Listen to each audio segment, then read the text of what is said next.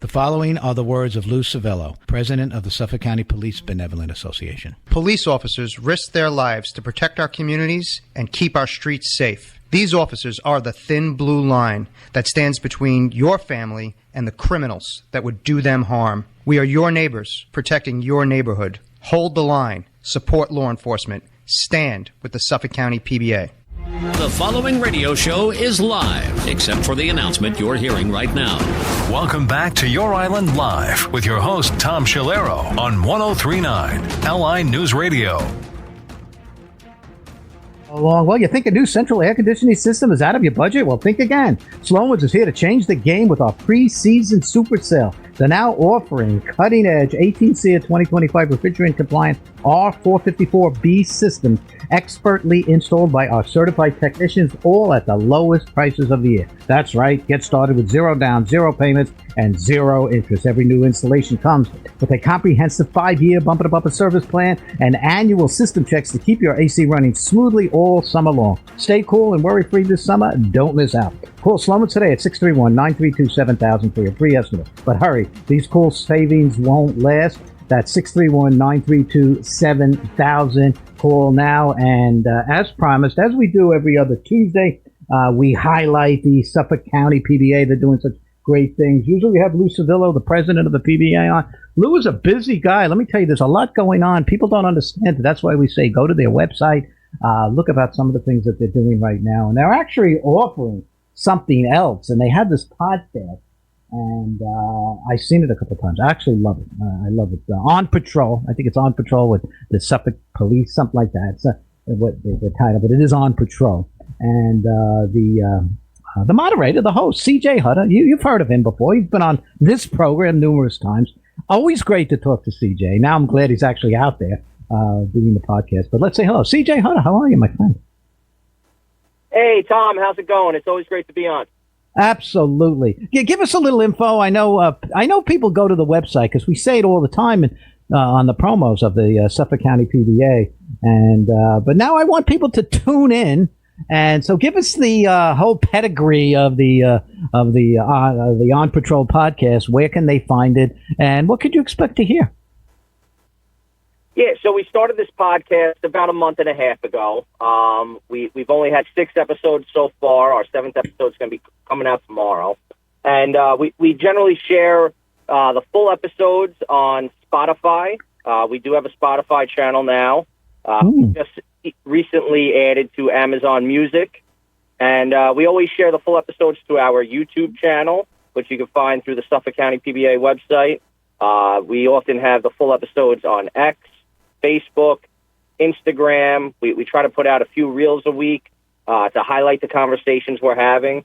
And we try to just highlight things that, people throughout the county are talking about.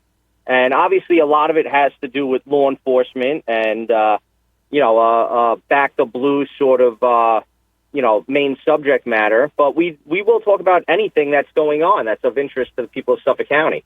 We focus a lot on public safety, but we bring in we brought on elected officials, and we've spoken about, things going on with, the workforce. We are a labor union. We talked about things just, that have been big topics of conversation. And I think, again, from doing this show, the support among your constituency in Suffolk County, the people that look towards the police department, and we hope you never have to call 911. But people do. There's thousands of calls every single year. I always look at those CC numbers. You know the CC numbers. And when you get to December 31st, it's amazing how many calls for service there are to Suffolk County. And there's so many stories that can be told. That's why I think a podcast that comes right from the PBA is absolutely fantastic that you're doing this and giving the information that's out there. You getting much feedback on it, CJ? Yeah, we've gotten a lot of positive feedback so far. Most of what we've spoken about on the podcast has to do with the labor movement and some of the stuff we have going on, as a union. But we talk a lot about, police work too, and how a lot of the media coverage throughout the country over the last 2 decades or so has painted the police in this negative light. and how that has had real-world effects in public safety where it's affected recruitment. There's less and less people growing up wanting to be police officers these days, where, it used to be a very sought-after job. The last test Suffolk County gave out, our candidacy dropped by about 2/3, and we're considered one of the best police jobs in the country. So for one of the best police jobs in the country to drop its candidacy by about 2/3, it really tells you that there's something up here. There's something wrong with the way the media has been portraying the cops and discouraging people from growing up wanting to be cops. And that ends up being a real detriment to public safety, because you need people to want to be cops, take pride in being a police officer and protecting and serving the public. You need people to take pride in this job, and getting more applicants, a larger applicant pool, will definitely increase, in theory, the quality of cops that get hired, because you have more to pull from. And again, we're seeing that all across the country. I know when Sheriff Toulon comes on, he's always running tests. They're doing well, though. I have to say they're doing well. They are getting people, but it's a nationwide trend, what is taking place. And a lot of it has been this, it can go back to the Floyd situation and so on, and what that did for policing in America was just horrific. I've always felt we've been somewhat immune from that. I'm glad to say that, because people here in Suffolk County are level-headed, as in Nassau County too, and to a large extent most of New York City, because we've got just those 3 police departments that I've mentioned. Then we got our East End departments. They're incredible. I mean, again, when you look at that, and people do recognize that, our listenership here every single day will always praise the police. They'll always look to them, our men and women of law enforcement, for that public safety aspect, of which our current president, we're looking at 100 days of the Trump administration. He is not afraid to get behind the blue, without a doubt. He does it unashamedly. He does it in such a way that he needs no apology. I back our police. Our police officers are great. Our first responders are great, and we're starting to see that. And again, it's just nice to have an administration, because we are looking at the first 100 days this week to look at it that way. Now, you guys, the PBA was one of the first law enforcement organizations to come forward and endorse them. Yeah, that's correct. And we took a little bit of heat from some people who thought we shouldn't get involved in national politics. But the reality is, in this election cycle, when you compare the 2 candidates side by side, Donald Trump was the clear choice for law enforcement and law and order. I mean, you have him, who he's actually made personal trips out to Long Island to support the Suffolk County Police in our fight against MS-13. And then on the opposite side, you had Kamala Harris, who was encouraging people to raise money for bail for rioters in Minnesota. It was like 2 stark contrasts. So it was very easy for us to decide to get behind a national law enforcement endorsement for Donald Trump. And I had Lou on right after that happened. You had Jim Jordan come out. You had some national people. I loved it. I loved watching you guys, rubbing elbows with some of the leading leaders of the House of Representatives and the U.S. Senate, endorsing what you guys were doing. And I think it's great. And I think we end up paying a good price for that in terms of goodwill that comes back our way and so on. And I think it's good. And in the end, what's good for our police department is good for public safety, and it's good for the people that are listening right now and the people that live in Suffolk County. We say this theme all the time. A couple of negative things are taking place around the country. Yes, and it's a number one concern of voters in the country too. When people are considering who they want to vote for, nobody raises their hand and says, "I want to live in a dangerous place." Right? People care about public safety, especially out here in Suffolk County. They've made their feelings of public safety. They've made their feelings heard. So it's loud and clear. We do have support from our local government here. We have support from the citizens of Suffolk County, and we do appreciate that. But we are trying to expand our reach nationally to kind of counteract some of the negative stuff that's been going on the last 2 decades.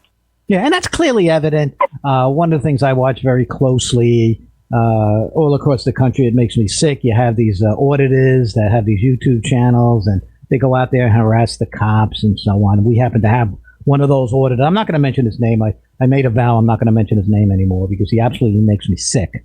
and he's declared war on the Suffolk Police Department, and people just, for the most part, laugh at him. He has no credibility. This is an individual, like most of those people that harass the police. Most of them have, and I've done my studies, and I'm not just speaking without having the knowledge. Most of them have the criminal element. Most of them have served time in prison. So they get out of prison. They hate cops because who put them there?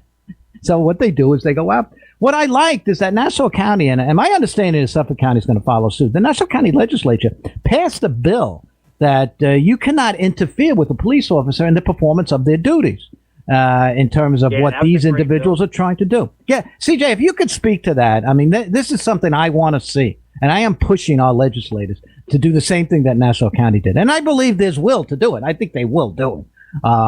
So that if you're one of those former criminal elements that decided to make money when you get out of state prison and get a camera and start berating the police, that you now have to stand 25 feet away.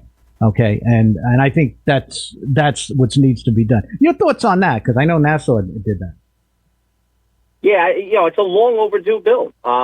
Police officers, when we're out there arresting people, it's not always pretty. It's not always easy. And very often, people that are being arrested are not compliant.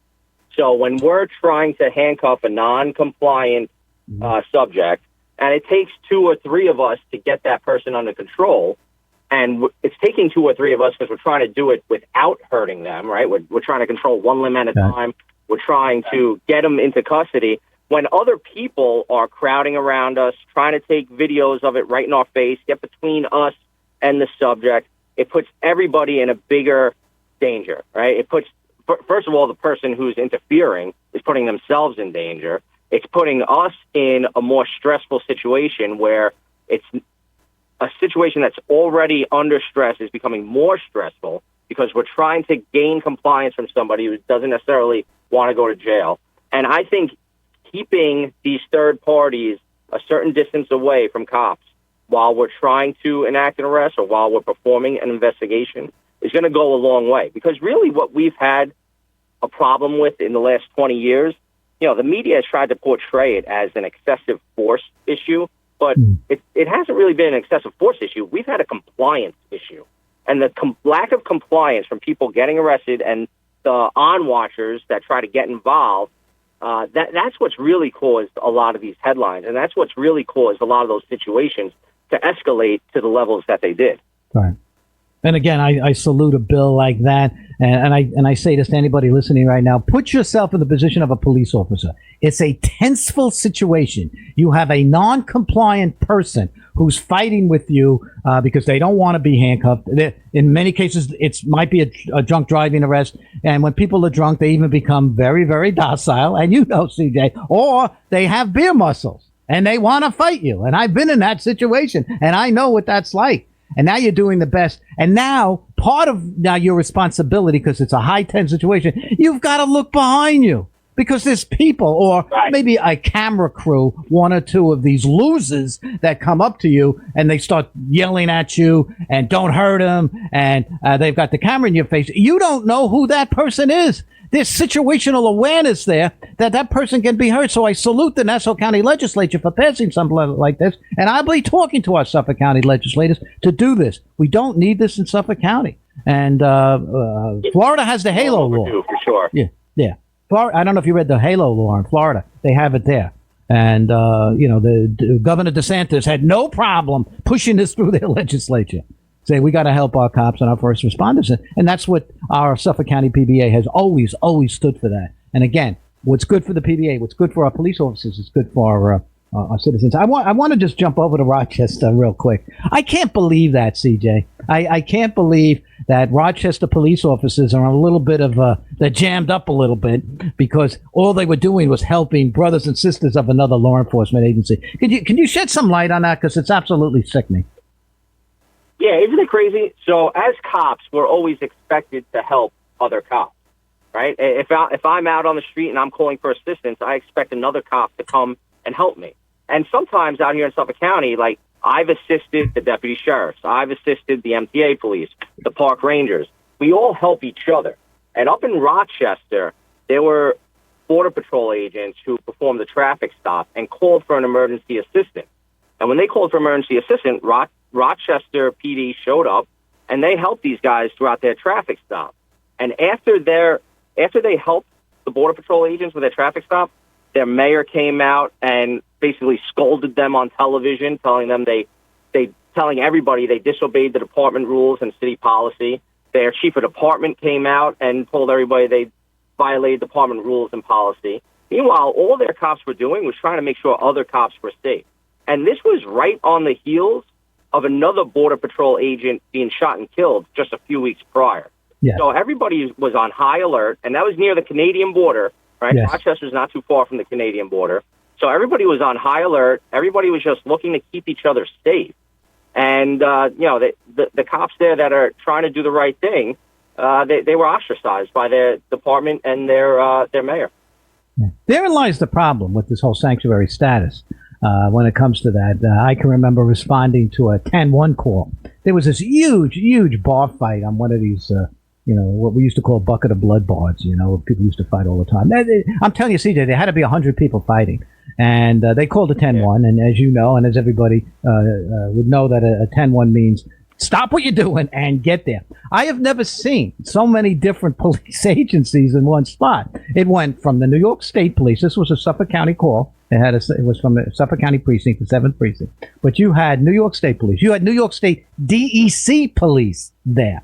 Okay. In addition to, I'm trying to think, the Sheriff's Department. It was amazing because everybody went. It's standard protocol. Right. So I feel for what happened in Rochester. There is no hesitation. And the reason you and I are talking about this publicly is so that the public knows that this is how it works. Because when our police are in trouble, we're in trouble. It's the first line of defense against lawlessness, ladies and gentlemen. That's why police need to help each other. And there's no question about it. I have never thought that particular protocol would ever be questioned until this Rochester situation came up. I don't know your feelings about it, I'm sure.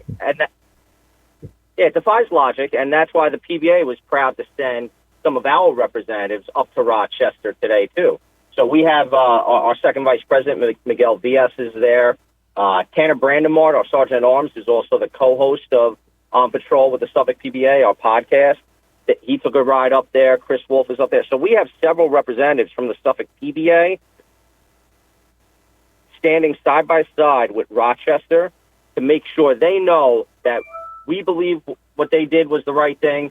They have the support of police throughout the country, and hopefully the city council, the mayor, the police chief of the city, hopefully they start to change their tune and realize that their policies are out of whack and need to be changed to protect police officers and the public.